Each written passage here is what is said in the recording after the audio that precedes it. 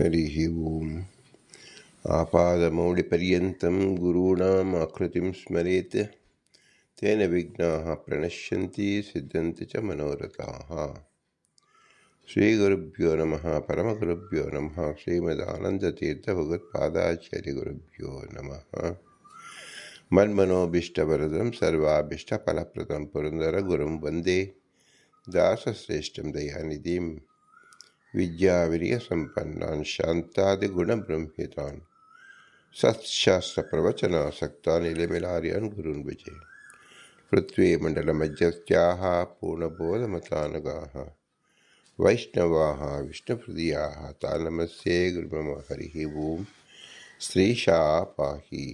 ಅನಂತಕೋಟಿ ಬ್ರಹ್ಮಾಂಡ ನಾಯಕ ಎಂಬುದು ಶ್ರೀ ಪುರಂದರದಾಸರು ರಚಿಸಿದ ಭವ್ಯ ಗ್ರಂಥ.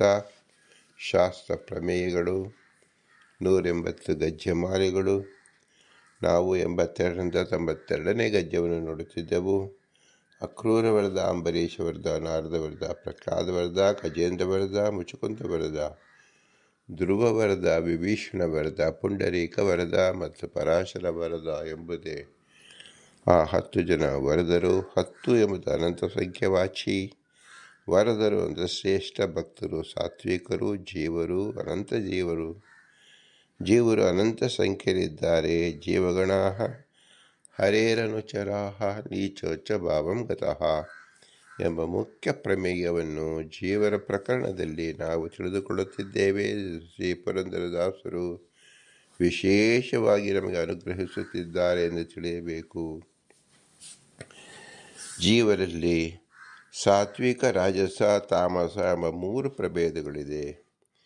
ಈ 3 ಪ್ರಭೇದಗಳನ್ನು ವಿಶೇಷಾಕಾರವಾಗಿ ಶ್ರೀ ವೇದವ್ಯಾಸದೇವರು ಭಗವದ್ಗೀತೆಯಲ್ಲಿ ರಚಿಸಿಕೊಟ್ಟಿದ್ದಾರೆ. ಶ್ರೀಕೃಷ್ಣನು ಅರ್ಜುನ ನೆಪ ಮಾಡಿಕೊಂಡು ಸಕಲರಿಗೂ ಉಪದೇಶ ಮಾಡಿದ್ದಾನೆ. ಅದೇ ಭಗವದ್ಗೀತೆ ಎಂದು ಹೆಸರು.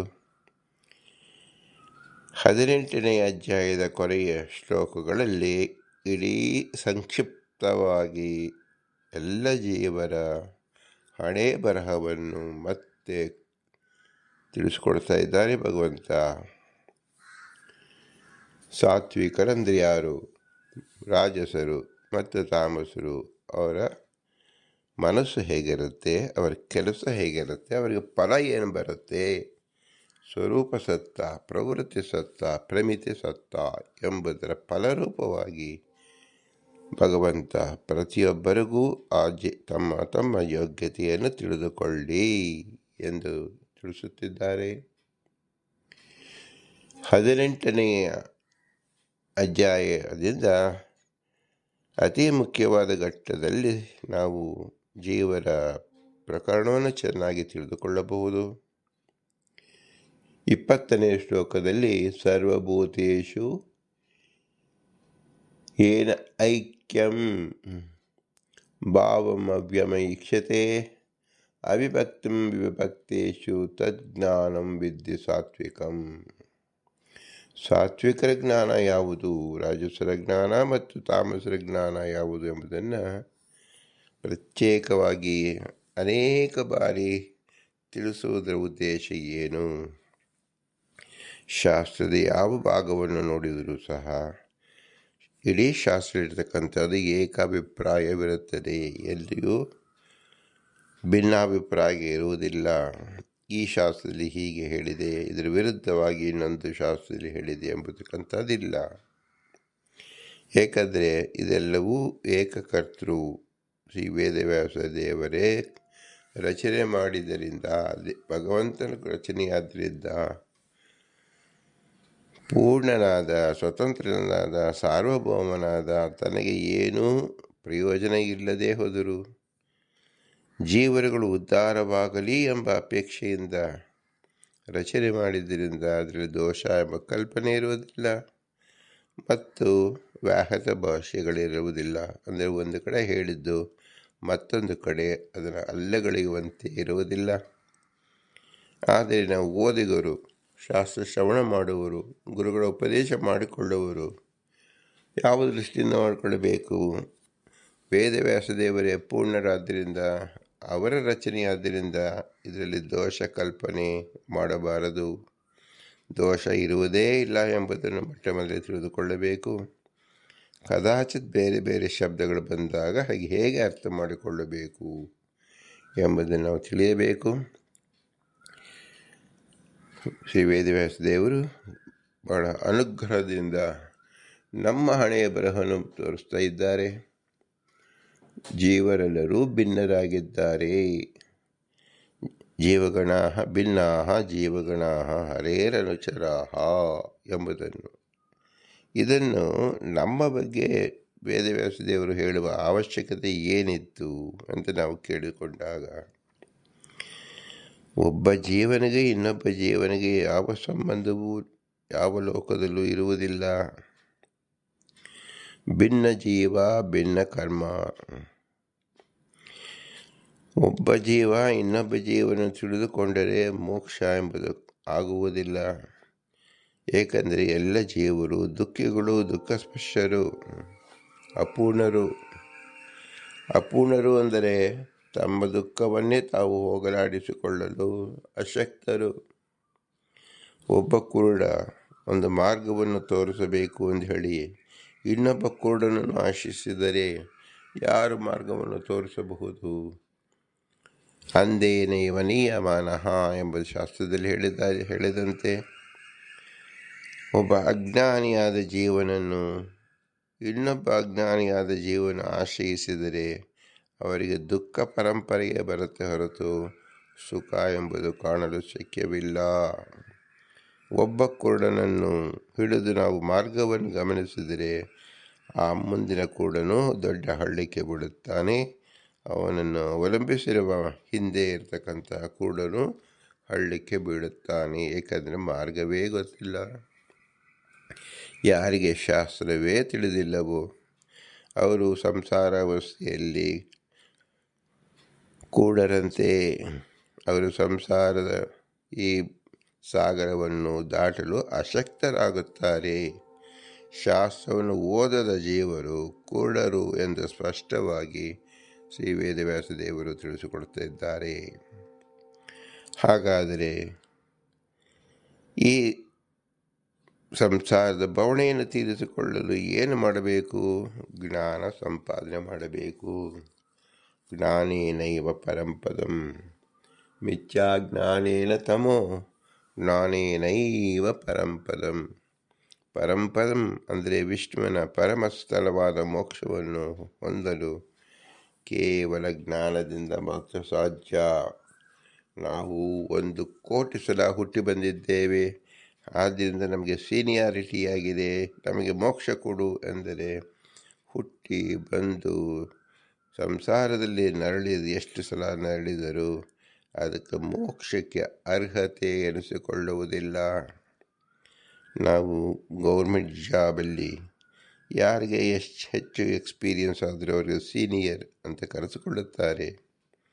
ವಯೋಮಾನದಲ್ಲಿ 65-70 ಆದವರು ಸೀನಿಯರ್ ಸಿಟಿಸನ್ ಅಂತ ಅನಿಸಿಕೊಳ್ಳುತ್ತಾರೆ. ಆದರೆ ಭಗವಂತನ ಗೌರ್ಮೆಂಟಿನಲ್ಲಿ ಆಯಸ್ಸು ಹೆಚ್ಚಿದ ಕೂಡಲೇ ಅದು ಜ್ಞಾನಕ್ಕೆ ಗೋಚರ, ಜ್ಞಾನಕ್ಕೆ ದ್ಯೋತಕ ಎಂಬುದು ಇಲ್ಲ. ಯಾರು ಜ್ಞಾನವನ್ನು ಅರಿತಿರತಕ್ಕಂಥ ಬಾಲಕನೇ ಅತಿ ವೃದ್ಧನಾದ ಜ್ಞಾನವೇ ಇಲ್ಲತಕ್ಕಂಥ ಜೀವರಿಗಿಂತಲೂ ಶ್ರೇಷ್ಠ ಎನಿಸುತ್ತಾನೆ. ಆದ್ದರಿಂದ ಜ್ಞಾನೇನೈವ ಪರಂಪದಂ ಎಂಬುದು ಶ್ರೀಮದಾನಂದ ತೀರ್ಥರು ಅಣುಭಾಷ್ಯದಲ್ಲಿ ಸುಸ್ಪಷ್ಟವಾಗಿ ತಿಳಿಸಿಕೊಟ್ಟಿದ್ದಾರೆ. ಅದು ಭಗವಂತ ಶ್ರೀ ವೇದವ್ಯಾಸ ದೇವರ ವಾಕ್ಯ, ಶ್ರೀಕೃಷ್ಣನ ವಾಕ್ಯ. ಆದ್ದರಿಂದ ಸಾತ್ವಿಕರ ಸ್ವರೂಪ ಹೇಗಿರುತ್ತದೆ ಎಂಬುದನ್ನು ವಿವರಿಸುವ ಶ್ಲೋಕ ಇದಾಗಿದೆ. ಎಲ್ಲರೂ ಪರಸ್ಪರ ಭಿನ್ನರಾಗಿದ್ದಾರೆ. ಎಲ್ಲ ಜಡ ಜೀವಗಳು ಇವರಲ್ಲಿ ಯಾವಾಗಲೂ ಇರುವ ಭಗವಂತನನ್ನು ಪ್ರಧಾನನನ್ನಾಗಿ, ಭೇದರಹಿತನನ್ನಾಗಿ, ನಾಶರಹಿತನನ್ನಾಗಿ ಯಾವ ಜ್ಞಾನದಿಂದ ಮನುಷ್ಯನು ತಿಳಿಯುವನೋ ಆ ಜ್ಞಾನವನ್ನು ಸಾತ್ವಿಕ ಎಂದು ತಿಳಿ. ಅಂದರೆ ಏನರ್ಥ? ಜೀವರು ಅನಂತ ಸಂಖ್ಯೆಯಲ್ಲಿದ್ದಾರೆ. ಜಡ ಪದಾರ್ಥವು ಅನಂತ ಸಂಖ್ಯೆಯಲ್ಲಿ ಇದೆ ಎಂಬತಕ್ಕಂಥ ಭಿನ್ನತೆ ಭೇದವನ್ನು ತಿಳಿಯತಕ್ಕಂಥದ್ದು ಪ್ರಪ್ರಥಮ ಜ್ಞಾನ. ಪಂಚಭೇದ ತಾರತಮ್ಯವನ್ನು ಅತಿ ಸ್ಪಷ್ಟವಾಗಿ ತಿಳಿದವನೇ ಜ್ಞಾನಿ ಎಂಬುದು ದಾಸರಾಯರ ವಚನವಿದೆ. ಪಂಚಭೇದ ತಾರತಮ್ಯ ಎಂಬುದು ಜೀವನಿಗೆ ಜ್ಞಾನದ ಎರಡು ಕಣ್ಣುಗಳಿದ್ದಂತೆ. ಎಡಗಣ್ಣು ಎಂಬುದು ಎರಡು ಕಣ್ಣು ಹೇಗೆ ಪರಸ್ಪರ ಒಂದನ್ನು ಇನ್ನೊಂದು ಹೋಲಿಕೆಯಂತೆ ಎರಡೂ ಮುಖ್ಯವಾಗಿರುವಂತೆ ಪಂಚಭೇದ ಮತ್ತು ತಾರತಮ್ಯ ಅತೀ ಮುಖ್ಯವಾದದ್ದು. ಯಾರ ಪಂಚಭೇದ ತಾರತಮ್ಯವನ್ನು ಮನಸಾರೆ ಜ್ಞಾನಪೂರ್ವಕವಾಗಿ ಯುಕ್ತಿಪೂರ್ವಕವಾಗಿ ತಿಳಿದುಕೊಳ್ಳುತ್ತಾರೋ, ಜೀರ್ಣಿಸಿಕೊಳ್ಳುತ್ತಾರೋ, ಅರ್ಥೈಸಿಕೊಳ್ಳುತ್ತಾರೋ ಅವರೇ ಸಾತ್ವಿಕ ಜೀವರು.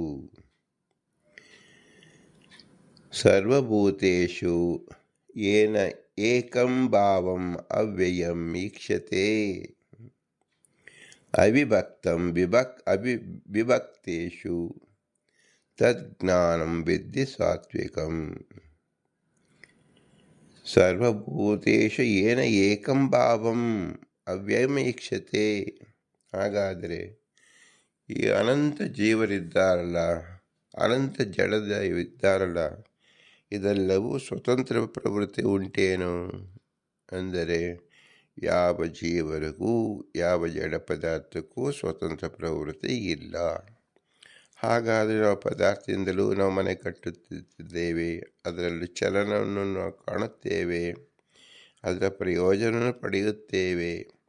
ಮನುಷ್ಯರು ತಮ್ಮ ಇಷ್ಟಕ್ಕೋಸ್ಕರವಾಗಿ ಕ್ರಿಯಾಕಲಾಪಗಳನ್ನು ಮಾಡುತ್ತಾರಲ್ಲ, ಹೇಗೆ ಸಾಧ್ಯವಾಗುವುದು ಅಂದರೆ ಇದೆಲ್ಲವೂ ಭಗವಂತ ಒಳಗಡೆ ಇದ್ದು ಮಾಡುವವ. ಈ ಒಂದು ಜ್ಞಾನವನ್ನು ತಿಳಿಯಲು ಏನು ಮಾಡಬೇಕು? ಎಲ್ಲ ಜೀವರೊಳಗೆ ಭಗವಂತನಿದ್ದಾನೆ, ಎಲ್ಲ ಜಡದೊಳಗೆ ಭಗವಂತನಿದ್ದಾನೆ. ಹಾಗಾದರೆ ಆ ಜೀವರೇ ಭಗವಂತನೇನು? ಭಗವಂತ ಏಕಏವ, ಜೀವರು ಅನಂತರು, ಪದಾರ್ಥಗಳು ಅನಂತವು, ಭಗವಂತ ಏಕಮೇವ. ಏಕಮೇವ ಎಲ್ಲ ಪದಾರ್ಥದಲ್ಲೂ ವ್ಯಾಪಿಸಿದ್ದಾನೆ, ಎಲ್ಲ ಜೀವರಲ್ಲೂ ವ್ಯಾಪಿಸಿದ್ದಾನೆ.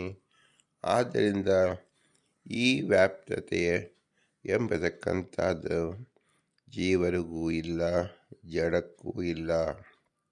ಜೀವರಿಗೆ ಕೇವಲ ತಮ್ಮ ಸ್ವರೂಪ ಪೂರ್ತಿ ವ್ಯಾಪಿಸುವತಕ್ಕಂಥದ್ದು ಸಾಧ್ಯವಾಗುತ್ತದೆ. ಜಡದ ವ್ಯಾಪ್ತಿ ಎಂಬುದು ಜಡಕ್ಕೆ ವ್ಯಾಪ್ತಿಯ ಜ್ಞಾನವೇ ಇಲ್ಲ. ಪೂರ್ಣ ಜ್ಞಾನ ಇರತಕ್ಕಂಥವನು ಎಲ್ಲ ಪದಾರ್ಥಗಳಲ್ಲೂ ತಾನಿದ್ದು ತನ್ನ ಇರುವಿಕೆಯನ್ನು ಸುಸ್ಪಷ್ಟವಾಗಿ ಅರಿತಕ್ಕಂಥವನು ಪರಮೇಶ್ವರ ಮಾತ್ರ. ಅವನನ್ನು ವಿಷ್ಣು ಎಂದು ಕರೆಯುವುದು. ಅವನೇ ಅವ್ಯಯ. ಅವ್ಯಯ ಅಂದರೆ ಏನು? ಎಲ್ಲೂ ಅವನನ್ನು ಛೇದ ಮಾಡಲು ಬರುವುದಿಲ್ಲ, ಎಲ್ಲೂ ಅವನನ್ನು ನಾಶಪಡಿಸಲು ಬರುವುದಿಲ್ಲ. ಎಲ್ಲ ಕಡೆ ವ್ಯಾಪ್ತನಾಗಿರ್ತಕ್ಕಂಥ ಅವನು ಕಲ್ಲಿನಲ್ಲೂ ಇದ್ದಾನೆ, ಮುಳ್ಳಿನ ತುದಿಯಲ್ಲೂ ಇದ್ದಾನೆ, ಬೆಟ್ಟದ ಮೇಲೂ ಇದ್ದಾನೆ, ಸಾಗರದೊಳಗೂ ಇದ್ದಾನೆ. ವಿಶಲ್ ವ್ಯಾಪ್ತವು. ಆದ್ದರಿಂದ ಭಗವಂತನು ವಿಷ್ಣು ಎಂದು ಹೆಸರು. ಶ್ರೀ ವೇದವ್ಯಾಸದೇವರು ವಿಷ್ಣು ಸಹಸ್ರನಾಮವನ್ನು ಯಾತಕ್ಕೆ ಹೇಳಿದ್ದಾರೆ ಎಂದರೆ, ಪ್ರಪ್ರಥಮವಾಗಿ ಎಲ್ಲ ಜೀವರು ತಿಳಿಯಬೇಕಾದದ್ದು ಭಗವಂತನ ವ್ಯಾಪ್ತತೆ. ಈ ವ್ಯಾಪ್ತತೆಯನ್ನು ಭಗವಂತನ ಗುಣವೇ ಭಗವಂತನ ನಾಮಧೇಯ, ಭಗವಂತನ ನಾಮಧೇಯವೇ ಭಗವಂತನ ರೂಪ. ಇದನ್ನು ತಿಳಿದುಕೊಳ್ಳುವುದರವಾಗಿ ಅನಂತ ಗುಣಗಳಲ್ಲಿ ಒಂದು ಗುಣವನ್ನು ದಿಗ್ದರ್ಶನ ಮಾಡುವುದು, ಅದು ವ್ಯಾಪ್ತತೆ, ಅದು ವಿಷ್ಣು, ಅದು ವಿಷ್ಣು ಸಹಸ್ರನಾಮ. ವಿಷ್ಣು ಸಹಸ್ರನಾಮ ಅಂತ ಯಾತಕ್ಕೆ ನಾಮನಿರ್ದೇಶನವಾಗಿದೆ ಅಂದರೆ, ನಾವು ಪ್ರಪಂಚದಲ್ಲಿ ಯಾರೇ ಹೆಸರು ಕೇಳಿದರೂ, ಯಾವ ಪದಾರ್ಥದ ಹೆಸರು ಕೇಳಿದರೂ, ಎಲ್ಲವೂ ವಿಷ್ಣುಮಯವಾಗಿದೆ ಎಂಬುದನ್ನು ತೋರಿಸಲು ವಿಷ್ಣು ಸಹಸ್ರನಾಮ ಎಂಬುದು ಪ್ರಖ್ಯಾತವಾಗಿದೆ. ವಿಷ್ಣು ಸಹಸ್ರನಾಮವನ್ನು ಯಾರು ಸ್ಮರಣೆ ಮಾಡುತ್ತಾರೋ, ಯಾರು ಕೀರ್ತಿಸುತ್ತಾರೋ, ಯಾರು ಅರ್ಥೈಸಿಕೊಳ್ಳುತ್ತಾರೋ ಅವರ ಮೊಟ್ಟ ಮೊದಲಿಗೆ ತಿಳಿಯಬೇಕಾದದ್ದು ಏನು? ಭಗವಂತ ಸರ್ವತ್ರ ವ್ಯಾಪ್ತನಾಗಿದ್ದಾನೆ ಎಂಬ ಸಾಂಕೇತಿಕವಾಗಿ ತಿಳಿಸಿಕೊಡತಕ್ಕಂಥ ಮೊಟ್ಟ ಮೊದಲಿಗೆ ಪಾಠ ವಿಷ್ಣು ಸಹಸ್ರನಾಮ. ಸರ್ವಭೂತೇಷು ಯೇನ ಏಕಂ ಭಾವಯಂ ಅವ್ಯಯಂ ಈಕ್ಷತೆ. ಭಗವಂತ ಎಲ್ಲರಲ್ಲೂ ಇದ್ದಾನೆ, ಎಲ್ಲದರಲ್ಲೂ ಹರಡಿದ್ದಾನೆ, ತಾನು ಮಾತ್ರ ಪ್ರತ್ಯೇಕವಾಗಿದ್ದಾನೆ. ಇದನ್ನು ಅತೀ ವಿಲಕ್ಷಣವಾಗಿ ನಾವು ತಿಳಿಯಬೇಕು. ಏಕೆಂದರೆ ಈ ಗುಣ ಜೀವನಲ್ಲಿ ಕಾಣಲು ಸಾಧ್ಯವೇ ಇಲ್ಲ. ಪದಾರ್ಥಗಳಲ್ಲಂತೂ ದೂರತೋಪಾಸ ಕಾಣಲು ಶಕ್ಯವೇ ಇಲ್ಲ. ಆದ್ದರಿಂದ ಭಗವಂತನ ಅನನ್ಯ ಅಂದರೆ ಭಗವಂತನಲ್ಲಿ ಮಾತ್ರ ಇರತಕ್ಕಂಥ ಗುಣ ಯಾವುದು? ಅವ್ಯಯ ಮತ್ತು ಸಕಲ ದೇಶದಲ್ಲಿ, ಸಕಲ ಕಾಲದಲ್ಲಿ, ಸಕಲ ವಸ್ತುಗಳಲ್ಲಿ ವ್ಯಾಪ್ತನಾಗಿರುವಿಕೆ. ಹಾಗಾದರೆ ಭಗವಂತ ಎಷ್ಟು ದೊಡ್ಡವನಾಗಿದ್ದಾನೆ ಅಂದರೆ ಬೃಹತ್, ಅವನನ್ನು ಬ್ರಹ್ಮ ಅಂದ ಹೆಸರು. ಯಾರು ಬ್ರಹ್ಮ ಅಂತ ತಿಳಿತಾರೋ ಪೂರ್ಣ, ಬ್ರಹ್ಮ ಅಂತ ತಿಳಿಯುವುದು ಬೃಹತ್, ಬ್ರಹ್ಮ ಅಂತ ತಿಳಿದವನು ವ್ಯಾಪ್ತನು. ಬ್ರಹ್ಮ ಅಂತ ತಿಳಿದರೂ ಭಗವಂತ, ಶಿವ ಎಂದು ತಿಳಿದರೂ ಭಗವಂತ ಮಂಗಳಾತ್ಮಕನಾದವನು, ಎಲ್ಲರಲ್ಲೂ ಅವ್ಯಕ್ತನಾಗಿ ಅವ್ಯಯನಾಗಿ ಇರತಕ್ಕಂಥವನು, ಮಂಗಳ ಸ್ವರೂಪನು. ಆದ್ದರಿಂದ ಅವನನ್ನು ಶಿವ ಎಂದು ಹೆಸರು. ಆದ್ದರಿಂದ ಬ್ರಹ್ಮನೆಂದರು ಭಗವಂತ, ಶಿವನೆಂದರು ಭಗವಂತ, ವಿಷ್ಣು ಎಂದರು ಭಗವಂತ. ಇದು ಮೂರು ನಮಗೆ ತಿಳಿದುಕೊಡ್ತಕ್ಕಂಥ ಒಂದು ಗುಣ ಅಂದರೆ ವ್ಯಾಪ್ತಿ. ಎಲ್ಲರಲ್ಲೂ ಹರಡಿರುವ, ಎಲ್ಲರಲ್ಲೂ ಪಸರಿಸಿರುವ, ಎಲ್ಲರಲ್ಲೂ ಹೆಸರಾಗಿರುವ, ಎಲ್ಲ ಗುಣಕ್ಕೂ ಆಶ್ರಯನಾಗಿರುವ. ಇದನ್ನು ತಿಳಿಸಿಕೊಡಲು ಶ್ರೀ ವೇದವ್ಯಾಸದೇವರು 1000 ನಾಮದಿಂದ ಅನಂತ ಅರ್ಥವನ್ನು ಬರುವಂತೆ ವಿಷ್ಣು ಸಹಸ್ರನಾಮವನ್ನು ತಿಳಿಸಿದ್ದಾರೆ.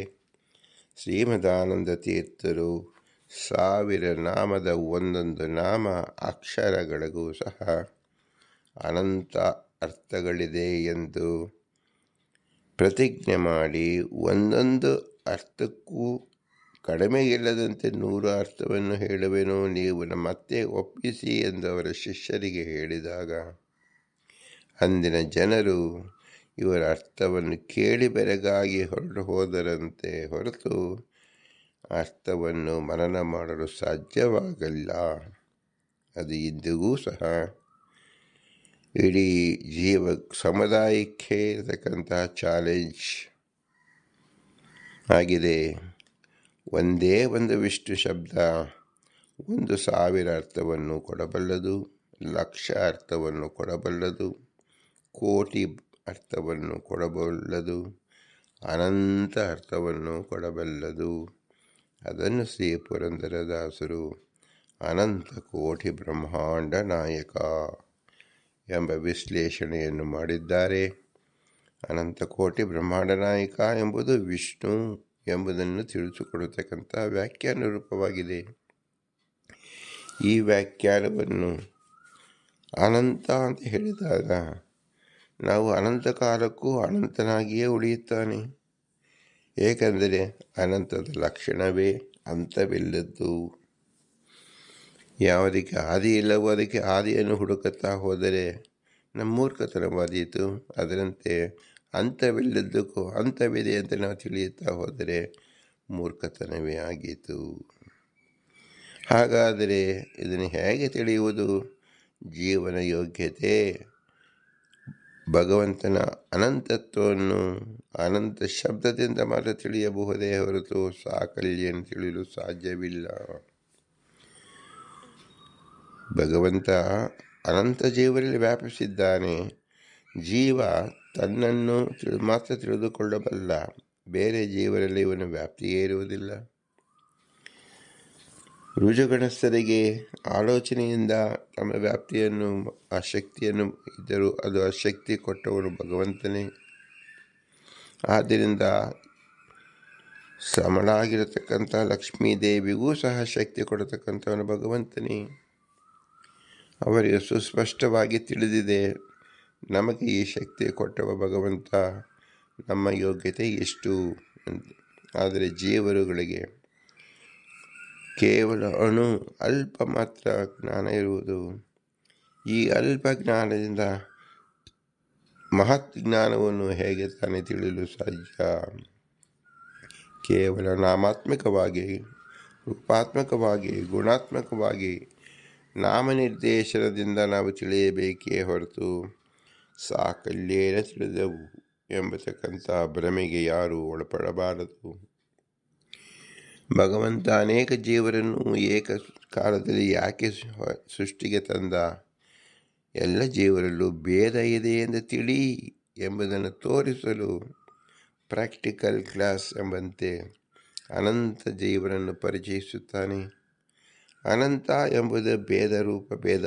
ಹಾಗಾದರೆ ಭಗವಂತನಲ್ಲಿ ಅನಂತ ಶಬ್ದವಿದೆಯಲ್ಲ, ಭೇದವಿದೆ ಏನು ಅಂದರೆ ನೇಹ ನಾನಾಸ್ಯ ಕಿಂಚನ. ಭಗವಂತನಲ್ಲಿ ಭಗವಂತನ ಗುಣಗಳಿಗೂ ಭಗವಂತ ನಾಮಗಳಿಗೂ ಭಗವಂತ ರೂಪಗಳಿಗೂ ಭೇದವಿಲ್ಲ. ಆದರೆ ಜೀವರುಗಳಲ್ಲಿ ಅನಂತ ಜೀವರಿದ್ದಾರೆಂದರೆ ಅನಂತ ಭೇದಗಳಿದೆ ಅಂತ ತಿಳಿಯಬೇಕು. ಒಬ್ಬೊಬ್ಬ ಜೀವರಲ್ಲೂ ಅನಂತ ಭೇದವಿದೆ.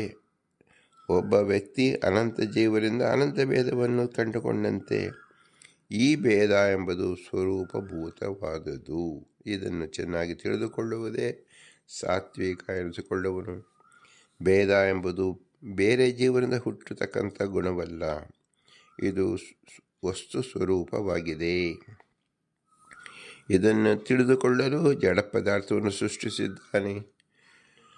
6 ರುಚಿಗಳನ್ನು ಹುಳಿ, ಉಪ್ಪು, ಖಾರ, ಒಗರು ಈ ರೀತಿಯಲ್ಲಿ ಪದಾರ್ಥವನ್ನು ಸೃಷ್ಟಿಸಿದ್ದಾಗ ಪದಾರ್ಥದ ವೈಗುಣ್ಯವನ್ನು ತಿಳಿಸಿದ್ದಾನೆ. ಹುಳಿ ಇರಲು ಸಕ್ಕರೆಗೆ ಅಗತ್ಯವಿಲ್ಲ, ಸಕ್ಕರೆ ಇರಲು ಒಗರಿನ ಅಗತ್ಯವಿಲ್ಲ, ಒಗರಿರಲು ಹುಳಿಯ ಅಗತ್ಯವಿಲ್ಲ, ಹುಳಿ ಇರಲು ಉಪ್ಪಿನ ಅಗತ್ಯವಿಲ್ಲ. ಹೀಗೆ 6 ಪ್ರತ್ಯೇಕವಾದ ಗುಣಗಳನ್ನು ಹೇಗೆ ಪ್ರಕೃತಿಯಲ್ಲಿ ಸೃಷ್ಟಿಸಿದ್ದಾನೋ, ಕಾಣಿಸಿದ್ದಾನೋ, ಇದು ಏನು ತೋರಿಸ್ತಾ ಇದೆ? ಇದೆಲ್ಲವೂ ಸ್ವರೂಪಭೂತವಾದದ್ದು, ಒಂದು ಇನ್ನೊಂದು ಅವಲಂಬಿಸಿಲ್ಲ. ಎಲ್ಲವೂ ಅದು ಸ್ವರೂಪಭೂತವಾದ ಗುಣ. ಇದನ್ನು ಜೀವರಲ್ಲಿ ತಿಳಿಯಬೇಕು. ಜೀವರಲ್ಲಿ ಸಾತ್ವಿಕನಾದವನು ರಾಜಸನ ದೆಸೆಯಿಂದ ಆದದ್ದಲ್ಲ, ಸಾತ್ವಿಕನ ದೆಸೆಯಿಂದ ತಾಮಸನೂ ಆದದ್ದಲ್ಲ, ಸಾತ್ವಿಕನ ದೆಸೆಯಿಂದ ರಾಜಸನೂ ಆದದ್ದಲ್ಲ. ಯಾವ ದೆಸೆಯಿಂದ ಅಲ್ಲ, ಇದು ವಸ್ತು ಸ್ವರೂಪವಾದದ್ದು. ಇದನ್ನು ನಾವು ಪ್ರಕೃಷ್ಟವಾದ ಭೇದ, ಪಂಚಭೇದ, ಅದನ್ನು ಪ್ರಪಂಚ ಅದೇ ಹೆಸರು. ಪ್ರಪಂಚದಲ್ಲಿ ಜೀವ ಮತ್ತು ಜಡರಿಂದ ತುಂಬಿದೆ. ಈ ಜೀವ ಜಡರಲ್ಲಿ ಪ್ರಕೃಷ್ಟವಾದ ಭೇದಗಳಿದೆ. ಈ ಪ್ರಕೃಷ್ಟವಾದ ಭೇದ, ಪಂಚಭೇದ, ಅದನ್ನು ಕಾಣಲು ಇರತಕ್ಕಂಥದ್ದೇ ಪ್ರಪಂಚ. ಎಂದರೆ ಪ್ರಕಷ್ಟೇನ ಪಂಚಭೇದಗಳು ಇರುವುದಕ್ಕೆ ಪ್ರಪಂಚ ಎಂದು ಹೆಸರು. 5 ಭೇದಗಳು ಯಾವುದು ಅಂದರೆ ಜೀವರಲ್ಲಿ ಭೇದ, ಜಡದಲ್ಲಿ ಭೇದ, ಜೀವ ಜಡಕ್ಕೆ ಭೇದ, ಜೀವ ಈಶೆಗೆ ಭೇದ, ಈಶ ಜಡಕ್ಕೆ ಭೇದ. ಹೀಗೆ 5 ಭೇದಗಳು ಇರುತ್ತೆ. ಭಗವಂತನಲ್ಲಿ ಮಾತ್ರ ಯಾವ ಭೇದವೂ ಇಲ್ಲ. ಅವನು ಏಕ ಮಾತ್ರ. ಅನಂತ ಜೀವರಿಂದ ಅನಂತ ಭೇದವಿದೆ, ಅನಂತ ಜಡ ಪದಾರ್ಥವಿದೆಯಿಂದ ಅನಂತ ಭೇದವಿದೆ. ಭಗವಂತ ಏಕನಾದರೂ ಅನೇಕ ರೂಪನಾಗಿದ್ದಾನೆ, ಆದರೂ ಅವನಲ್ಲಿ ಭೇದವಿಲ್ಲ ಎಂಬುದನ್ನು ತಿಳಿದುಕೊಳ್ಳುವುದೇ ಪ್ರಪಂಚ ಎಂದು ಹೆಸರು. ಇದನ್ನು ಶ್ರೀಕೃಷ್ಣ ಪರಮಾತ್ಮ 20ನೇ ಶ್ಲೋಕದಲ್ಲಿ ವಿವರಿಸುತ್ತಿರುವುದು.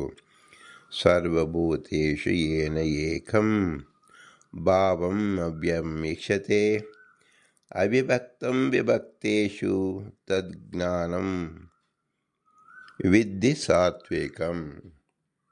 ಪಂಚಭೇದ ತಾರತಮ್ಯವನ್ನು ತಿಳಿಯತಕ್ಕಂಥದ್ದು ಸಾತ್ವಿಕನ ಪ್ರಥಮ ಲಕ್ಷಣವಾಗಿದೆ. ಇದನ್ನು ಶ್ರೀಮದಾನಂದ ತೀರ್ಥರು ಕೇವಲ 2-3 ಶಬ್ದದಿಂದ ವ್ಯಾಖ್ಯಾನ ಮಾಡಿದ್ದಾರೆ. ಏಕಂ ಭಾವಂ ವಿಷ್ಣುಂ, ಎಲ್ಲವೂ ದ್ವಿತೀಯ ವಿಭಕ್ತಿಯಲ್ಲಿ ತಿಳಿಸುತ್ತಾರೆ. ಏಕಂ, ಸಕಲ ಪ್ರಾಣಿಗಳಲ್ಲೂ ಭಾವಂ ಒಂದೇ ಆಗಿರುವ ವಿಷ್ಣುವನ್ನು ತಿಳಿಸಲು ಏಕಂ ಭಾವಂ ಪದಗಳ ಪ್ರಯೋಗ ಎಂದ ಅಭಿಪ್ರಾಯ. ಏಕಂ ಭಾವಂ ವಿಷ್ಣು ವಿಶಲ್ ವ್ಯಾಪ್ತವು, ವಿಷ್ಣು ಎಂಬ ಶಬ್ದವನ್ನು ಇಲ್ಲಿ ಅನ್ವಯಪೂರ್ವಕವಾಗಿ ಹೇಳಿದ್ದಾರೆ. ವ್ಯಾಪ್ತನಾದವನು ಯಾರು? ವಿಷ್ಣು. ವಿಷ್ಣು ಶಬ್ದ ಬಂದಿರುವುದು ಹೇಗೆ? ವಿಶಲ್ ವ್ಯಾಪ್ತವು, ಎಲ್ಲಿ ವ್ಯಾಪ್ತನಾಗಿದ್ದಾನೆ? ಸಕಲ ಜೀವರಲ್ಲೂ ವ್ಯಾಪ್ತನಾಗಿದ್ದಾನೆ, ಸಕಲ ಜಡರಲ್ಲೂ ವ್ಯಾಪ್ತನಾಗಿದ್ದಾನೆ, ಅವ್ಯಾಕೃತ ಆಕಾಶ ಪೂರ್ತಿ ವ್ಯಾಪ್ತನಾಗಿದ್ದಾನೆ, ಪಂಚಭೂತಗಳಲ್ಲಿ ವ್ಯಾಪ್ತನಾಗಿದ್ದಾನೆ. ಹೀಗೆ ತಿಳಿದಾಗ ಎಲ್ಲ ಕಡೆ ವ್ಯಾಪ್ತನಾಗಿರ್ತಕ್ಕಂಥವನು ಹಿರಿಯನೋ ಅಥವಾ ಏಕತ್ವದಲ್ಲಿ ಮಾತ್ರ ಇರ್ತಕ್ಕಂಥ ಅದು ಹಿರಿಯದೋ ಅಂತ ನಾವು ತಿಳಿದುಕೊಂಡಾಗ ನಮಗೆ ಗೋಚರಿಸಿಬಿಡುತ್ತದೆ. ಜೀವ ಕೇವಲ ಒಂದು ಅಣುಸ್ವರೂಪದಲ್ಲಿ ಒಂದು ದೇಶದಲ್ಲಿ ಮಾತ್ರ ಇರತಕ್ಕಂಥವನು. ಭಗವಂತ ಎಲ್ಲ ದೇಶದಲ್ಲಿ ಹರಡಿದ್ದಾನೆ. ಅವನ ಗುಣ ಅನಂತ ಅನಂತ ಅನಂತವಾದುದು ಎಂಬುದನ್ನು ಈ ವ್ಯಾಪ್ತಿಯಿಂದಲೇ ನಾವು ತಿಳಿದುಕೊಳ್ಳಬಹುದು. ನನ್ನದು ಕೇವಲ 1 ಅಡಿ ಜಾಗ ಇದೆ, ಆದರೆ ಭಗವಂತನ ಇಡೀ ವಿಶಾಲ ವಿಶ್ವವೇ ಆಗಿದೆ ಅಂತ ಹೇಳಿದಾಗ ಈ 1 ಅಡಿಯೂ ಭಗವಂತನದ್ದೇ. ಆದರೆ ಭಗವಂತ ಈ 1 ಅಡಿ ನನಗೆ ಕೊಟ್ಟಿರುವುದರಲ್ಲಿಯೂ ಸಹ ತಾನಿದ್ದು ನನಗೆ ಕೊಟ್ಟಿದ್ದಾನೆ ಎಂದು ನಾವು ತಿಳಿದುಕೊಂಡಾಗ ಇಡೀ ವಿಶ್ವಮಯ ಯಾರಾಗುತ್ತಾರೆ? ಜೀವರಾಗುತ್ತಾರೋ, ಜಡರಾಗುತ್ತಾರೋ, ಭಗವಂತನಾಗುತ್ತಾನೋ? ಈ ವಿವೇಕವನ್ನು ಮಾಡಿಕೊಳ್ಳಿ. ಇಡೀ ವಿಶ್ವದಲ್ಲಿ ಹರಡಿರತಕ್ಕಂಥವನು ಏನು ಕರೆಯಬೇಕು? ವಿಶ್ವಂ, ವಿಷ್ಣು. ಎಲ್ಲ ಕಡೆ ಹರಡಿರುವ ಅವನ ಹೆಸರು ವಿಷ್ಣು. ಏಕಂ ಭಾವಂ ವಿಷ್ಣುಂ ಎಂಬುದಕ್ಕಂಥದ್ದನ್ನು ಭಾಷ್ಯವನ್ನು ಶ್ರೀಮದಾನಂದ ತೀರ್ಥರು ಈ ಶ್ಲೋಕಕ್ಕೆ ಬರೆದು ತಮ್ಮ ಜಾಣ್ಮೆಯನ್ನು, ತಮ್ಮ ದಿವ್ಯ ಜ್ಞಾನವನ್ನು ಪ್ರದರ್ಶಿಸಿದ್ದಾರೆ. ನಾವು ಹೆಚ್ಚು ಶಬ್ದಗಳನ್ನು ಹೇಳಿದಾಗ ತ್ರಾಸ ಆಗಬಹುದು. ಅಲ್ಪ ಶಬ್ದದಿಂದಲೇ ಹೆಚ್ಚಿನ ಜ್ಞಾನವನ್ನು ನಾವು ಹೇಗೆ ಪಡೆದುಕೊಳ್ಳಬೇಕು ಎಂಬುದನ್ನು ಪೂರ್ಣಜ್ಞಾನಿಗಳಾದ ಸರ್ವಜ್ಞರಾದ ವಾಯುದೇವರು ತಿಳಿಸಿಕೊಡುತ್ತಾರೆ. ಏಕಂ ಭಾವಂ ವಿಷ್ಣು, ಎಲ್ಲ ಕಡೆ ಹರಡಿರತಕ್ಕಂಥ ಭಗವಂತ ಮಾತ್ರ ಹರಡಿರುವ ಎಂಬುದರಿಂದ ಅವನು ಭಗವಂತ ಒಬ್ಬನೇ, ಏಕಮೇವ. ಇಲ್ಲದಿದ್ದರೆ ಅನಂತ ಜೀವನಂತೆ ಅನಂತ ದೇವರು ಇರಬೇಕು ಅಂತ ನಾವು ಭ್ರಮಿಸಿದರೆ ಅನಂತರಿದ್ದಾಗ ಯಾರಿಗೆ ಯಾರು ನಾಯಕರಾಗುತ್ತಾರೆ? ಎಲ್ಲರೂ ಪರಾಧೀನರಾದರೆ ಹೇಗೆ ವ್ಯವಸ್ಥೆ ನಡೆಯುತ್ತದೆ? ಒಬ್ಬನ ಸ್ವಾಧೀನದಲ್ಲಿ ನಡೆಯಲೇಬೇಕು. ಅದನ್ನು ತತ್ವಸಂಖ್ಯಾನದಲ್ಲಿ ಸ್ಪಷ್ಟಪಡಿಸಿದ್ದಾರೆ. ಸ್ವತಂತ್ರಂ ಅಸ್ವತಂತ್ರಂ ತದ್ವಿಧಂ ತತ್ವಮಿಷ್ಯತೆ. ಸ್ವತಂತ್ರೋ ಭಗವಾನ್ ವಿಷ್ಣು ಪಾವೋ ಅಭಾವದ್ವಿಧೇ ಇತರತ. ಭಗವಂತನಾದ ವಿಷ್ಣು ಏಕಮೇವ, ಅವನು ಸ್ವತಂತ್ರ. ಯಾಕೆ? ಅವನ ಅಧೀನದಲ್ಲಿ ಎಲ್ಲವೂ ಇರುವುದರಿಂದ. 2 ವಿಷ್ಣು ಇದ್ದರೆ ಈ ವಿಷ್ಣು ಅವನ ಅಧೀನ, ಅವನ ವಿಷ್ಣು ಇವನ ಅಧೀನ ಅಂತ ಹೇಳಿದಾಗ ಸ್ವತಂತ್ರತ್ವ ಎಂಬುದು ಬರುವುದಿಲ್ಲ. ಇವನ ಮಾತು ಅವನು ಕೇಳುವುದು, ಅವನ ಮಾತು ಇವನು ಕೇಳುವುದು ಎಂದು ಹೇಳಿ ಅಲ್ಲಿ ವಿವಾದಪೂರಿತವಾಗಿ ನಿಶ್ಚಿತವಾದ ತತ್ವಜ್ಞಾನವೇ ಬರುವುದಿಲ್ಲ.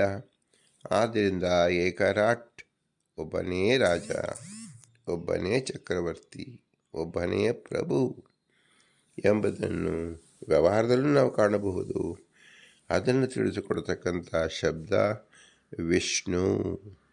ಎಲ್ಲ ಕಡೆ ಹರಡಿರುವ ಒಬ್ಬನೇ ಒಬ್ಬ, ಅವನೇ ನಮ್ಮಲ್ಲಿದ್ದಾನೆ, ಅವನೇ ಸಕಲ ಜೀವರಲ್ಲೂ ಇದ್ದಾನೆ, ಅವನೇ ಎಲ್ಲ ಜಡದಲ್ಲೂ ಇದ್ದಾನೆ. ಇದರಿಂದ ನಮಗೆ ಅತಿ ಪ್ರಮುಖವಾಗಿದೆ ತಿಳಿಬೇಕಾದ ಏನು? ಭಗವಂತನನ್ನು ಕಾಣಲು ಯಾವುದೋ ದೇಶಕ್ಕೆ, ಯಾವುದೋ ಲೋಕಕ್ಕೆ, ಯಾವುದೋ ಕಾಲದಲ್ಲಿ ಎಲ್ಲಿ ಒಳ ಹೋಗಬೇಕಾಗಿಲ್ಲ. ಅವನೇ ನಮ್ಮ ಬಿಂಬರೂಪನಾಗಿ ಇದ್ದಾನೆ. ನಮ್ಮ ಬಿಂಬನನ್ನು ಪರಿಚಯ ಮಾಡೋಕ್ಕೋಸ್ಕರವಾಗಿಯೇ ಭಗವದ್ಗೀತೆಯ ವಾಕ್ಯ, ಶ್ರೀಮದಾನಂದ ತೀರ್ಥರ ವಾಕ್ಯ ನಮಗೆ ಅತ್ಯಂತ ಆಶ್ರಯವನ್ನು ಕೊಡುತ್ತದೆ, ಅರ್ಥವನ್ನು ಕೊಡುತ್ತದೆ. ನನ್ನಲ್ಲಿರತಕ್ಕಂಥ ಭಗವಂತನೇ ವಿಶ್ವದಲ್ಲೆಲ್ಲ ಹರಡಿದ್ದಾನೆ. ನನ್ನಲ್ಲಿರ್ತಕ್ಕಂಥ ಭಗವಂತನೇ ಎಲ್ಲ ಪದಾರ್ಥದಲ್ಲಿ ಇದ್ದಾನೆ. ಅವನೇ ನನ್ನಲ್ಲಿದ್ದಾನೆ. ಇದನ್ನೇ ಈಶಾವಾಸ್ಯ ಉಪನಿಷತ್ತು ಎಲ್ಲ ಕಡೆ ಇರತಕ್ಕಂಥ ನನ್ನಲ್ಲಿದ್ದಾನೆ, ನನ್ನಲ್ಲಿರತಕ್ಕಂಥವನು ಎಲ್ಲ ಕಡೆ ಇದ್ದಾನೆ ಅಂತ ಯಾರು ಜಾನಿಸುತ್ತಾರೋ, ತಿಳಿಯುತ್ತಾರೋ, ತತ್ರ ಕೋ ಮೋಹ ಏಕತ್ರ ಮನ ಪಶ್ಯತೆ. ಭಗವಂತನನ್ನೇ ಎಲ್ಲರೂ ಒಂದೇ ಕಡೆ, ಎಲ್ಲ ಕಡೆ ಒಬ್ಬ ಭಗವಂತನೇ ಕಾಣುವಾಗ ಅವರಿಗೆ ಅಂಜಿಕೆ ಏತಕ್ಕೆ? ಅಂದರೆ ಅವರಿಗೆ ಅಂಜಿಕೆ ಇಲ್ಲದ ಲೋಕ ಮೋಕ್ಷವೇ ದೊರೆಯುತ್ತದೆ. ಈ ಮೋಕ್ಷ ದೊರಕುವ ಯಾರಿಗೆ? ಸಾತ್ವಿಕರಿಗೆ. ಆದ್ದರಿಂದ ಸಾತ್ವಿಕರಿಗೆ ಮೊಟ್ಟ ಮೊದಲಿನ ಲಕ್ಷಣ ಅಂದರೆ ಏನು? ವಿಶ್ವೋಪಾಸನೆ. ಬಿಂಬೋಪಾಸನೆಯಿಂದ ವಿಶ್ವೋಪಾಸನೆ. ಆ ವಿಶ್ವ ಅಂದರೆ ವಿಷ್ಣು.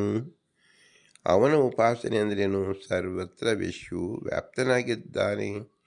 ಅದೇ ವಿಷ್ಣು ಸಹಸ್ರನಾಮದ ಜೇಯ ಅರ್ಥವಾಗಿದೆ. ಇದನ್ನು ಭಗವದ್ಗೀತೆಯಲ್ಲಿ ಶ್ರೀ ವೇದವ್ಯಾಸದೇವರು ಶ್ಲೋಕ ರೂಪದಲ್ಲಿ ತೋರಿಸಿಕೊಟ್ಟಿದ್ದಾರೆ. ಶ್ರೀಕೃಷ್ಣ ಪರಮಾತ್ಮ ಅಂತಿಮವಾಗಿ ಅರ್ಜುನನಿಗೆ ಬೋಧಿಸಿ ಅವನನ್ನು ಜಾಗೃತ ಮಾಡಿದ್ದಾನೆ. ಈ ಜಾಗೃತ ಮಾತೆ ನಮ್ಮೆಲ್ಲರಿಗೂ ಮಂತ್ರಭೂತವಾಗಿದೆ, ಅಂತಿಮವಾದ ವಾಕ್ಯಗಳಾಗಿದೆ. ಇದನ್ನು ನಾವು ತಿಳಿದುಕೊಂಡಾಗ ನಮ್ಮಲ್ಲಿ ನಾವು ಸಾತ್ವಿಕರು, ರಾಜಸರು, ತಾಮಸರು ಎಂಬ ಪರಿಜ್ಞಾನ ಉಂಟಾಗುತ್ತದೆ. ಇಂಥ ಶ್ರೇಷ್ಠ ಜ್ಞಾನವನ್ನು ಕೊಟ್ಟಿದ್ದರಿಂದ ಇದನ್ನು ವರದರು ಎಂಬ ಶಬ್ದದಿಂದ ಶ್ರೀ ಪುರಂದರದಾಸರು ವಿವರಿಸಿದ್ದಾರೆ. ಎಲ್ಲ ವರದರು ಸಾತ್ವಿಕರು, ಎಲ್ಲರೂ ಭಗವದಾರಾಧನೆ ಮಾಡಿದರು. ಏನಂತ ಭಗವದಾರಾಧನೆ ಮಾಡಿದರು? ವಿಷ್ಣು ಸಹಸ್ರನಾಮ ಆರಾಧನೆ ಮಾಡಿದರು ಎಂದು ತಿಳಿಯಬೇಕು ಮೊಟ್ಟ ಮೊದಲಿಗೆ. ಆದ್ದರಿಂದ ವಿಷ್ಣು ಸಹಸ್ರನಾಮ ಪ್ರತಿನಿತ್ಯವೂ ನಾವು ಹೇಳುವುದರ, ಕೇಳುವುದರ, ಅರ್ಥವನ್ನು ಮಾಡಿಕೊಳ್ಳುವುದರ ಅಭಿಪ್ರಾಯ ಏನಿದೆ ಅಂದರೆ ವಿಷ್ಣು ಸರ್ವೋತ್ತಮತ್ವವನ್ನು ನಾವು ತಿಳಿಯುವಂತಾಗುತ್ತದೆ, ಪಂಚಭೇದ ತಾರತಮ್ಯವನ್ನು ತಿಳಿದಂತಾಗುತ್ತದೆ ಎಂಬುದೇ ಮೂಲ ಉದ್ದೇಶ. ಆದ್ದರಿಂದ ಶ್ರೀ ಪುರಂದರದಾಸರಿಗೆ ಅಂತ ದಿವ್ಯ ಜ್ಞಾನವನ್ನು ಒದಗಿಸುವುದಕ್ಕೋಸ್ಕರವಾಗಿ ಅನಂತ ನಮಸ್ಕಾರಗಳನ್ನು ಸಲ್ಲಿಸಿ ಅವರ ಅಂತರ್ಯಾಮಿ ಪುರಂದರ ವಿಠಲನಿಗೆ ಭೂ ಇಷ್ಟ ಅಂತೆ ನಮ್ಮ ಭಕ್ತಿಮಿದೆಯಮ್ಮ ಅಂತ ಹೇಳಿ ಇಂಥ ಶ್ರೇಷ್ಠ ಜ್ಞಾನವನ್ನು ಕೊಟ್ಟಂಥ ಮನುಷ್ಯ ಜನ್ಮದಲ್ಲಿ ಮಾತ್ರ ಸಾಧ್ಯವಾದದ್ದು. ಇಂಥ ಮನುಷ್ಯ ಜನ್ಮ ಅಂತ ಕೊಟ್ಟಂಥ ತಂದೆಯ ತಾಳ ಅನುಗ್ರಹವನ್ನು ನಾವು ಅತ್ಯಂತ ಪ್ರೀತಿಪೂರ್ವಕವಾಗಿ ನೆನೆಸುತ್ತಾ ಅವರ ಪಾದ ಕಮಲವನ್ನು ನಾವು ಜ್ಞಾಪಿಸುತ್ತಾ ಅವರ ಪಾದ ಕಮಲವನ್ನು ಪೂಜಿಸುತ್ತಾ ಇರಬೇಕು. ನಮ್ಮ ತಂದೆ ತಾಯಿಗಳ ನೆರವಿಗೆ, ಅವರ ಇರುವಿಗೆ ನೆರವಾದ ಗುರು ಹಿರಿಯರ ಪಾದಸ್ಮರಣೆ ಅತ್ಯವಶ್ಯಕವಾಗಿ ಮಾಡಬೇಕು. ಇವರಲ್ಲಿ ಸಿದ್ಧರಾಗಿರತಕ್ಕಂಥ ಅನಂತ ತತ್ವಾಭಿಮಾನಿ ದೇವತೆಗಳು ಇವರಲ್ಲಿ ನಿಂತು ಈ ಸುಕೃತ ಒಳ್ಳೆಯ ಬುದ್ಧಿಯನ್ನು ಕೊಟ್ಟು ನಮಗೂ ಪರಿಪಾಲಿಸುವುದರಿಂದ ಇದೆಲ್ಲವೂ ತತ್ವಾಭಿಮಾನಿ ದೇವತೆಗಳ ವ್ಯಾಪಾರವಾಗಿದೆ. ಕೈಯಲ್ಲಿ, ಕಾಲಲ್ಲಿ, ಕಣ್ಣಲ್ಲಿ, ಮೂಗಲ್ಲಿ ನಿಂತು ನುಡಿಸಿದವರು ದೇವತೆಗಳು ಅಪರೋಕ್ಷ ಜ್ಞಾನಿಗಳು. ಅವರು ಭಗವಂತನ ಎಲ್ಲ ಕಡೆ ಕಾಣುತ್ತಾ ಇರುವರು. ಅದನ್ನು ಕಿಂಚಿತ್ ಬೋಧನ ರೂಪವಾಗಿ ಪುರಂದರದಾಸರ ವಾಕ್ಯ ರೂಪದಲ್ಲಿ ಜೀವ ಪ್ರಕರಣದಲ್ಲಿ ತಿಳಿಸಿಕೊಡುತ್ತಿದ್ದಾರೆ ಎಂಬುದನ್ನು ನಾವು ತಿಳಿಯಬೇಕು. ಅದನ್ನು ಎಲ್ಲ ತತ್ವಾಭಿಮಾನಿ ದೇವತೆಗಳಿಗೆ ನಮಸ್ಕರಿಸಬೇಕು. ಈ ತತ್ವಾಭಿಮಾನಿ ದೇವತೆಗಳಲ್ಲೇ ಶ್ರೇಷ್ಠರಾದ ಜೀವೋತ್ತಮನಾದ ರುಜುಸ್ಥರಾದ ಮೂಲ ಗುರುಗಳಾದ ವಿಷ್ಣುವಿನ ಆಜ್ಞೆಯಂತೆ ಎಲ್ಲರಿಗೂ ಜ್ಞಾನವನ್ನು ಪ್ರಸಾರ ಮಾಡುತ್ತಿರುವ ಮುಖ್ಯ ಪ್ರಾಣ ವಾಯುದೇವರು, ಭಾರತೀಯ ಪತಿಯ ಮುಖ್ಯ ಪ್ರಾಣ ವಾಯುದೇವರೇ ಎಲ್ಲರಿಗೂ ಮೂಲ ಗುರುಗಳು, ಮುಖ್ಯ ಗುರುಗಳು. ಇವರನ್ನು ನಾವು ನಂಬದೆ ನಾವು ಯಾವ ಜ್ಞಾನವೂ ಬರುವುದೇ ಇಲ್ಲ. ಭಗವದಾಜ್ಞಾಪೂರ್ವಕವಾಗಿ ಭಗವಂತನ ಆದೇಶದಂತೆ ಸಕಲರಿಗೂ ಜ್ಞಾನವನ್ನು ಕೊಡೋಸ್ಕರವಾಗಿ ತಮೇವ ಪ್ರತ್ಯಕ್ಷಂ ಬ್ರಹ್ಮಾಸಿ, ಪ್ರತಿಯೊಬ್ಬರಲ್ಲೂ ಜ್ಞಾನ ರೂಪಕವಾಗಿ, ಶಕ್ತಿ ರೂಪಕವಾಗಿ, ಆರೋಗ್ಯ ರೂಪದಲ್ಲಿ ಇರತಕ್ಕಂತಹ ಪ್ರಾಣದೇವರು ಅವರೇ ಈ ಕೃತಿಯನ್ನು ಮಾಡಿಸುತ್ತಿದ್ದಾರೆ, ಪಾಲಿಸುತ್ತಿದ್ದಾರೆ. ಆದ್ದರಿಂದ ಅವರಿಗೆ ಮೂಲ ಗುರುಭ್ಯೋ ನಮಃ ಅಂತ ಹೇಳಿ ನಮಸ್ಕರಿಸಬೇಕು. ಆದರೂ ಇವರೆಲ್ಲರೂ ಅಸ್ವತಂತ್ರರು. ಸ್ವತಂತ್ರ ಭಗವಂತ ಲಕ್ಷ್ಮೀನಾರಾಯಣ ಮಾತ್ರ. ಆ ಲಕ್ಷ್ಮೀನಾರಾಯಣರೇ ನಮ್ಮ ಬೆಂಬರೂಪ. ಅವನೇ ಇವರಲ್ಲೂ ಸಹ ನಿಂತು ಈ ಕೃತಿಯನ್ನು ನಡೆಸಿದ್ದಾನೆ. ಆದ್ದರಿಂದ ಭಗವಂತನನ್ನೇ ನಾವು ನಂಬಿಸಬೇಕು. ಇವರ ಮೂಲಕವಾಗಿ ಅವರನ್ನೇ ಪ್ರಾರ್ಥಿಸಬೇಕು. ಇವರ ಮೂಲಕವಾಗಿ ಏನು ಪ್ರಾರ್ಥಿಸಬೇಕು, ಏನು ನಂಬಿಸಬೇಕು, ಏನನ್ನು ಕೊಡಬೇಕು. ಕೊಡಲು ನಮ್ಮದು ಬರೀ ಖಾಲಿ ಕೈ. ನಮಗೆ ಕೊಡಲು ಶಕ್ತಿ ಇಲ್ಲ. ಕೊಡತಕ್ಕಂಥ ಪದಾರ್ಥ ನಮ್ಮದು ಎಂಬುದು ಯಾವುದೂ ಇಲ್ಲ. ಆದ್ದರಿಂದ ಕೊಡುವುದು ಎಂಬುದೇ ಬರುವುದಿಲ್ಲ. ಹಾಗಾದರೆ ಭಗವಂತನಿಗೆ ನಾವು ಪ್ರತೀಕಾರವಾಗಿ ಉಪಕಾರ ಸ್ಮರಣೆಯನ್ನು ಹೇಗೆ ಮಾಡುವುದು? ಕೇವಲ ಸ್ಮರಣೆ. ಅದನ್ನು ಉಪನಿಷತ್ ತಿಳಿಸಿರುವಂತೆ ಭೂಯಿಷ್ಠಾಂತೆ ನಮ ಉಕ್ತಿಮಿದೇಮ, ಭೂಯಿಷ್ಠಾಂತೆ ನಮ ಉಕ್ತಿಮಿದೇಮ, ಭೂಯಿಷ್ಠಾಂತೆ ನಮ ಉಕ್ತಿಮಿದೇಮ, ನಮೋ ನಮಃ ಎಂದು ಹೇಳಿ ದೀರ್ಘದಂಡವಾಗಿ ನಮಸ್ಕರಿಸಬೇಕು. ಭಗವಂತ ಪ್ರತಿ ಅಣು ರೇಣು ತೃಣ ಕಾಷ್ಟದಲ್ಲಿದ್ದಾನೆ. ನಮ್ಮ ಹೃದಯದಲ್ಲೂ ಇದ್ದಾನೆ. ಅವನನ್ನೇ ಎಲ್ಲ ಕಡೆ ನಾವು ಕಾಣಬೇಕು. ಅವನಿಗೆ ನಮಸ್ಕರಿಸಬೇಕು.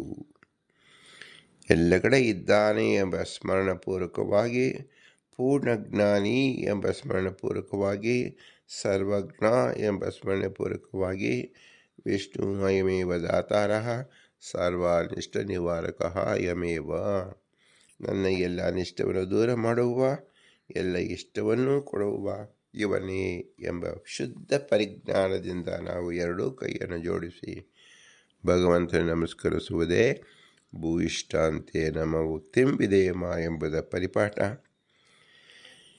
ಇದನ್ನು ಸದಾ ಕಾಲ ನಾವು ಸ್ಮರಣೆಯಲ್ಲಿಟ್ಟುಕೊಳ್ಳಬೇಕು ಎಂಬುದೇ ಮಹಾ ತಾತ್ಪರ್ಯ. ಇದೇ ಸಾತ್ವಿಕರ ಮುಖ್ಯ ಲಕ್ಷಣ ಎಂದು ತಿಳಿಯೋಣ. ಇನ್ನು ವಿಸ್ತಾರವಾಗಿ ಈ ಭಗವದ್ಗೀತೆಯ 18ನೇ ಅಧ್ಯಾಯದಲ್ಲಿ ಹೇಳತಕ್ಕಂಥ ವಿಷಯವನ್ನೇ ತಕ್ಕ ಮಟ್ಟಿಗೆ ನಾವು ತಿಳಿದುಕೊಳ್ಳುವ ಪ್ರಯತ್ನವನ್ನು ಮುಂದಿನ ದಿನಗಳಲ್ಲಿ ಮಾಡೋಣ. ಆ ಮೂಲಕವಾಗಿ ಜೀವನಲ್ಲಿರ್ತಕ್ಕಂಥ ಭೇದದ ಅತಿ ಸ್ಪಷ್ಟ ಕಲ್ಪನೆ ಭಗವಂತ ದೇವತೆಗಳು ಮಾಡುತ್ತಾರೆ ಎಂಬುದ ಆಸೆಯೊಂದಿಗೆ ವಿರಮಿಸಿದೋಣ. ಭಾರತೀಯ ರಮಣ ಮುಖ್ಯ ಪ್ರಾಣಾಂತರ ಶ್ರೀಕೃಷ್ಣ ಅರ್ಪಣಮಸ್ತು. ಹರಿ ಓಂ, ಹರಿ ಓಂ, ಹರಿ ಓಂ.